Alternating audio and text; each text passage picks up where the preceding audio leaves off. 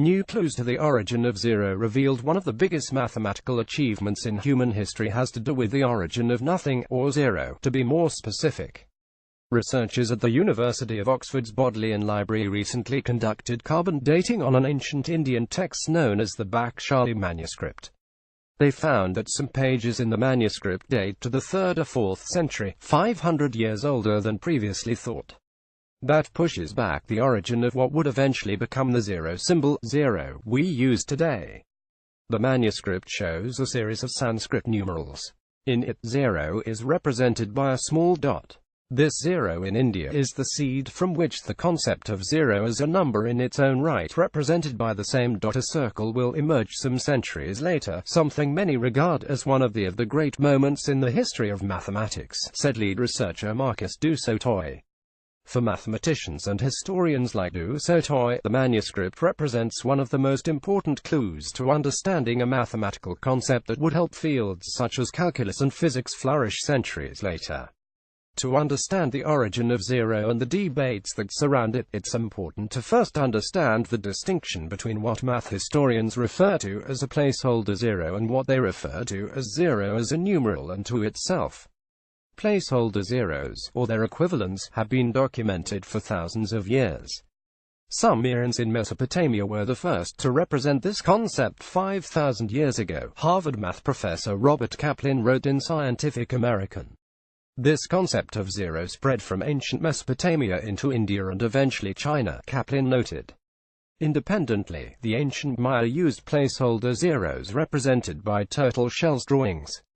The first documented use of zero came from the ancient astronomer and mathematician Brahmagupta, said Sautoy. Brahmagupta's text Brahmasphutasadamta, written in 628 AD, is the first text to talk of zero as a number in its own right and to include a discussion of the arithmetic of zero, including the dangerous act of dividing by zero, he said. Historians theorize that zero was spread from northern India by Arab traders along the Silk Road, an ancient trading route that connected Europe and Asia, and may have helped to develop more complex schools of mathematical thought. A farmer unearthed the Bakshali manuscript from a field in what is now Pakistan in 1881.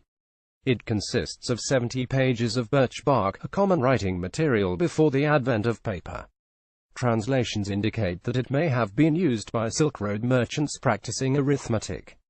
In 1902, the manuscript was acquired by the University of Oxford, where it has been housed ever since. For the past century, the manuscript's date has been the subject of debate. Based on the writing style and mathematical content, scholars argued that it was created sometime between the 8th and 12th centuries. The Oxford researchers' analysis revealed that parts of the manuscript contain birch bark from 3 different time periods, ranging from the 3rd century to the 10th century. Previously, the oldest known example of a zero symbol in ancient India came from a temple in Gwalior that was constructed in 876 AD. If the carbon dating is correct, the Bakshali manuscript could knock the Gwalior temple text into second place. To conclusively prove evidence of zero as a number, Peter Goberts isn't convinced unless he sees it used in an equation.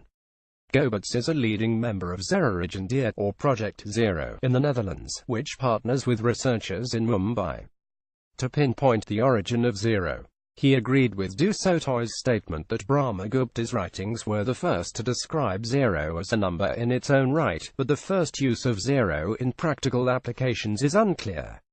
Goberts isn't convinced that the Bakshali manuscript itself could have led to the creation of zero. He and his team hope to independently study the document themselves, but he said it's possible.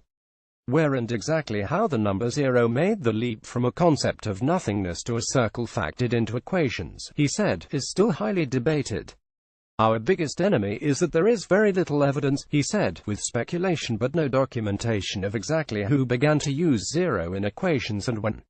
What we do know, said Goberts, is that zero was crucial to the 0-to-9 decimal system upon which algebra developed in 9th century Persia and was essential for physics principles documented by scientist Blaise Pascal in the 17th century.